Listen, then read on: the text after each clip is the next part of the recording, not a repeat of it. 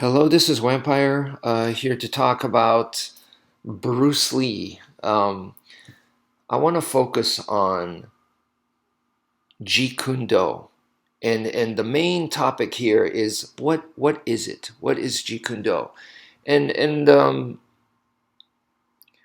one explanation I heard from one of his students. I don't remember if it was a first generation or second generation Bruce Lee student, but the guy said that Jeet Kune Do is nothing more than Bruce Lee's method of fighting. And I was like, man, that's very simple, very direct. It makes sense. And I thought that was the best explanation of what Jeet Kune Do was. Not anymore. Okay, and also the way that I've been telling you guys, right? I've been telling you guys that Jeet Kune Do is a system. So why do I say that? I'm saying that because Bruce Lee was quoted. He said about Jeet Kune Do. He said people are going to misunderstand this thing and they're going to think that it's a style, a new style of martial arts. And he's like, that's not what it is. But that's going to be unavoidable. So he was like, man, I messed up. That's how he felt. So he strongly opposed the idea that Jeet Kune Do is a style. Okay, that's fine. That's what he said. That's what he thinks. If it's not a style, then what is it? Right? So I'm back to my original question. And the way that I've been explaining to you guys is that it's a system. It's not a style. It's a system, right? The system part, I made up. I said that. He never said that. And I thought to myself that he's one of the first to make a martial arts system, or one of the most first and famous to do that, right? Um, Now, then we have to go into what's the difference between a style and a system. And if you look up the word system, it's just basically a method to do something specific, right? It's a method to do something. So then every martial arts style falls into that category. But so clearly that's not what I mean because I'm trying to separate the word style and system. So I have to come up with my own definition of system. And what I mean by that, I think the best way that I could explain to you guys, I'm going to go a little bit around in a tangent, and that was in the early '90s. I was trying to make my own chess game. You're like, what? Yes, I was trying to make my own chess game because I was really into chess. Martial arts wise, we have to study the war. It's art of war. So in the art of war,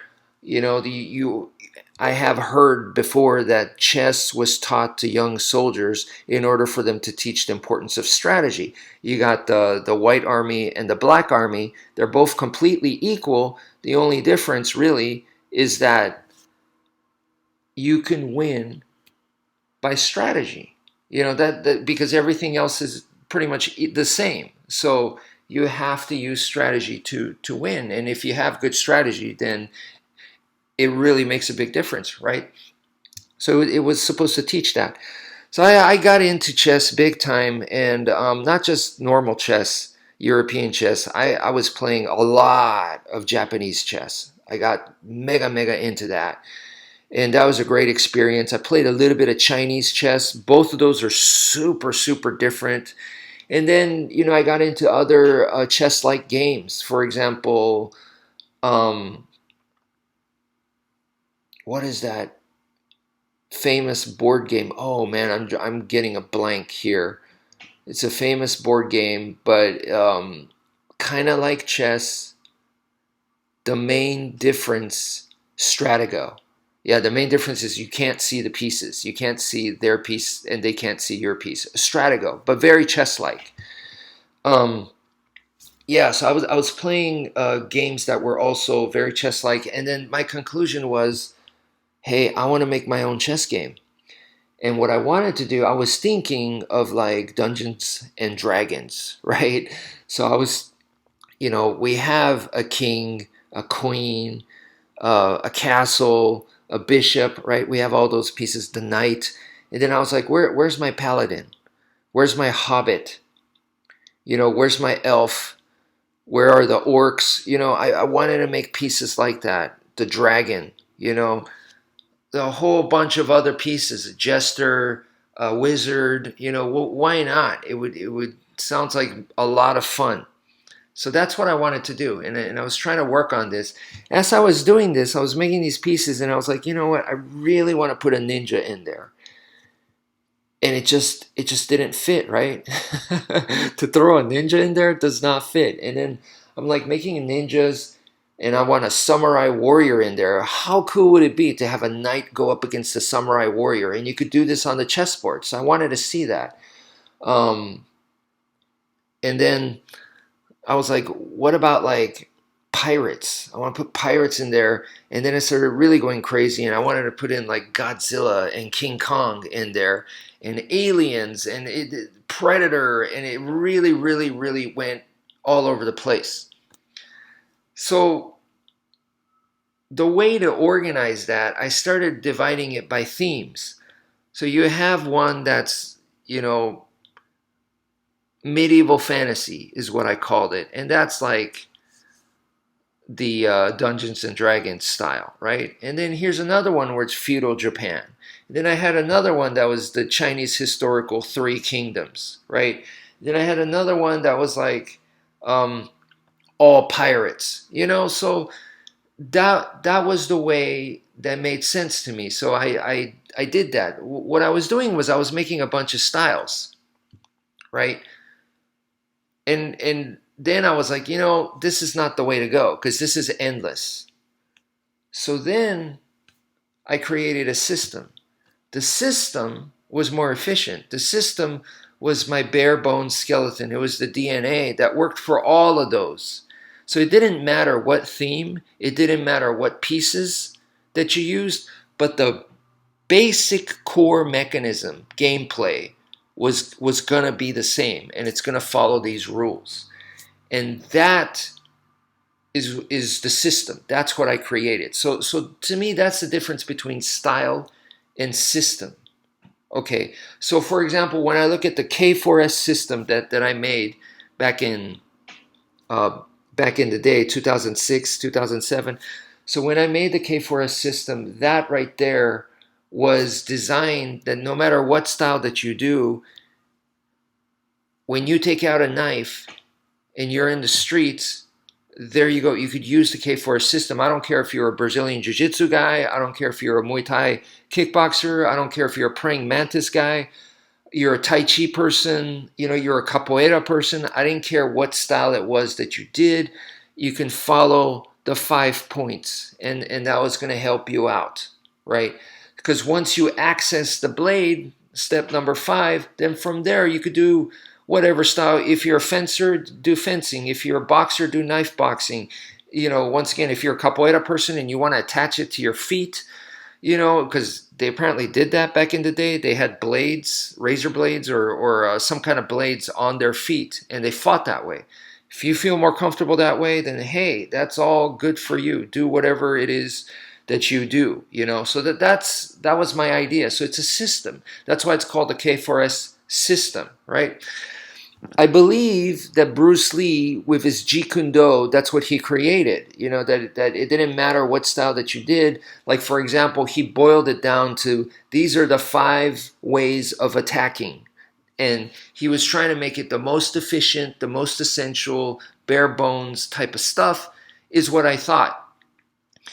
Until I saw an interview with Danny Inosanto the other day. And this is an old interview, but and maybe I had seen it before, but I felt like I hadn't seen it in a long time, and I was like, wow, I just learned something totally new.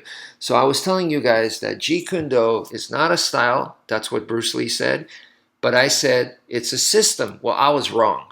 I was wrong. Maybe it has elements of that, that we can say that, yes, it's definitely partially a system, but that's not the main focus, okay? So according to Professor Danny Inosanto, he said that at first Bruce Lee was teaching Jun Fan Kung Fu. Okay, so what the heck is Jun Fan? That's Bruce Lee's name in Chinese. So it basically just means Bruce Lee's Kung Fu. That's what he was teaching. And he said it was mixed with a bunch of things. A lot of different Chinese martial arts styles, but he said also like Muay Thai, kickboxing, savate, other stuff too. So this is Bruce Lee's Kung Fu, and that's what he was teaching originally. And Professor Danny Dos Santos said that Bruce Lee would bring in these sets of, like, this is from, I don't know, this is from a Tai Chi, and he would teach you a set of techniques. He's not teaching you all of Tai Chi, but he was teaching you like what he wanted to teach or what he liked, right? This is a set from Wing Chun. This is a set from Praying Mantis. This is a set from Northern Crane. Whatever it was, he'd bring in a set and then he'd teach that to his students, right? And then at some point, Bruce Lee was like, this is not the way. This is not where it's at. And he just stopped. And Professor Danny Dos Santos said that Jun Fan Kung Fu liberated it, and then it became Jeet Kune Do. That's a very interesting choice of words, man. Liberated. Liberated means you were captive, meaning you were a prisoner, and then now you became free. That's liberated. That's what that means. So he's saying that when you were studying Jun Fan Kung Fu, that's a style, and that styles will hold you prisoner. So that was Bruce Lee's main point, that a style will keep you prisoner. And so when he liberated himself from that, then it became Jeet Kune Do. I was like, that is wild. All right, that is super. I did not understand that. All these years, been a Bruce Lee student, been a Bruce Lee fan, all this stuff. I was like, it got to the point where I'm sick and tired of Bruce Lee. Like, I feel like, dude, I've uncovered every rock, about Bruce Lee. There's nothing new to learn. No. Big mistake. So that is huge right there. That is really, really big. Okay. So Bruce Lee viewed style. And I knew that he was like, the classical styles, that they limit you. And I knew he was saying all that. I understand, but I never understood that he did it himself, that he applied it to himself, right? He wasn't just criticizing other people. He walked the walk in that sense, right? So he liberated himself from Jun Fan Kung, from a style, Jun Fan Kung Fu. And once he did that, he got Jeet Kune Do. And then Professor Danny Dos Santos further clarifies by saying, he says that Jeet Kune Do is a progress. It's not a product. So that means a style would be a product. It's a finished thing, and then you're going to be working on that brand, really. So it's like, what style do you do? Well, I do BJJ, Well, you're spreading the brand by saying that. And when someone hears that, they instantly, imagine like the Gracies or the UFC or whatever. And so that's the brand. That's the power of the brand. Now, it doesn't mean that you are going to be worth anything on the ground or as a grappler, but it does say, it's like wearing a t-shirt that says UFC on there. It is the brand, right? So if you are an actual student and you really train, then you are training to be that, to be a grappler, to be, basically fight like a Brazilian Jiu-Jitsu person, which we could trace all the way back to Royce Gracie, right? That's what we saw, and that's the way, that's what I'm going to expect, that you're going to be able to do that, or some of that, right? So that's the product, okay? So when Professor Danny Dos Santos says Jeet Kune Do is not a product, it's a progress. It's a process. That's you growing. Okay, so it's about Bruce Lee going from Jun Fan Kung Fu to Jeet Kune Do, that change. And then Professor Daniel Santos says the one thing that's consistent in the universe is change. So of course we want to change for the better, but there's no guarantee. All we can tell for certain is that there is a change, and that's what he's saying, that Jeet Kune Do is supposed to change you. Okay. And you might be going, well, whatever. You're supposed to be changing for the better.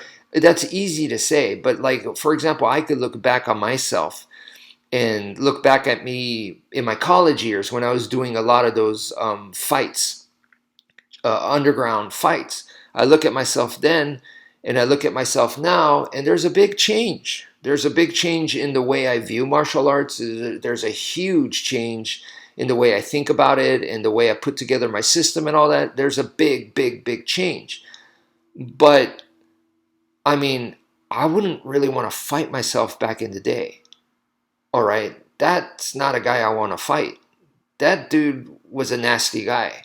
I know that guy has problems now because that was me. And as a fighter, that guy might be superior to me today as a fighter.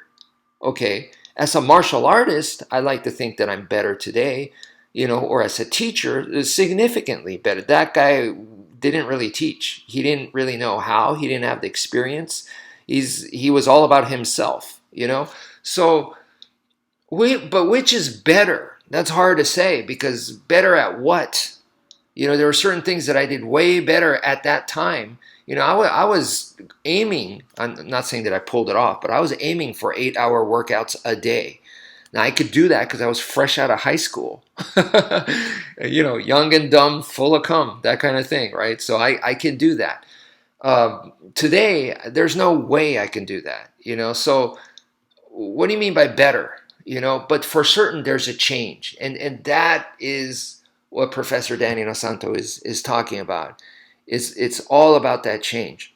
So the growth, right? And to encourage that, the way Professor Daniel Santo taught Jeet Kune Do was he taught Jun Fan Kung Fu, right? And then he taught in his curriculum, he also offered these other classes that he himself didn't necessarily teach, but he recommended it. So he taught like shoot fighting.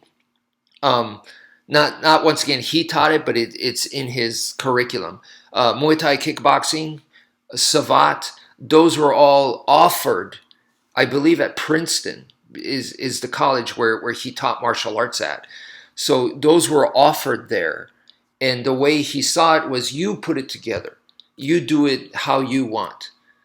Okay, this is Bruce Lee's system. And he offered it, as a method. But then from there on, he was like, you got to make it Jeet Kune Do. So to make it Jeet Kune Do, you do what you feel is right. Everybody's different. So someone, he said, would focus more on boxing.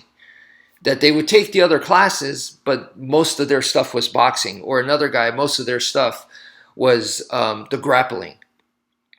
Or there'd be somebody else that maybe focused on something completely, entirely different, So that is what he was talking about. He left it to you.